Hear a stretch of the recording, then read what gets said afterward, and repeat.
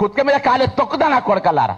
Professor Nageswararao మాట్లాడిందే తప్పంటే వీళ్ళు ఆయనకు support చేసుకుంటా ఒక రౌండ్ టేబుల్ కాన్ఫరెన్స్ పెట్టి పవన్ కళ్యాణ్ ని, చంద్రబాబు నాయుడుని, లోకేష్ ని అడ్డగోలుగా ఇష్టం వచ్చినట్టు తిరుతురు. వీళ్ళందరూ తెలంగాణ నిరుద్యోగులకు ఉద్యోగాలు వస్తలేవు, తెలంగాణలో జాబ్ క్యాలెండర్ ఏమైంది అని ఏ రోజైనా రౌండ్ టేబుల్ కాన్ఫరెన్స్ పెట్టిరా? తెలంగాణలో రైతులు పండించిన వడ్లను కొనకుండా గవర్నమెంట్ ఈ రోజు రైతులను గోసపరుస్తుంటే ఒక్క రోజైనా వీళ్ళు రౌండ్ టేబుల్ కాన్ఫరెన్స్ పెట్టిరా? తెలంగాణలోని విద్యార్థులందరికీ స్కాలర్షిప్లు రాక కాలేజ్ యాజమాన్యాలందరూ ఇబ్బంది పెడుతుంటే ఏ రోజైనా వీళ్ళు రౌండ్ టేబుల్ కాన్ఫరెన్స్ పెట్టిరా?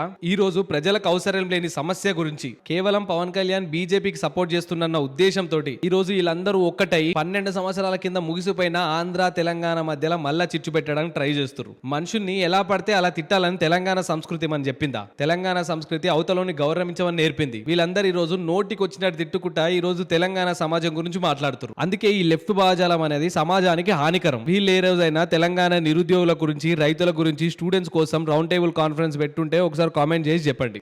జై తెలంగాణ, జై జై తెలంగాణ.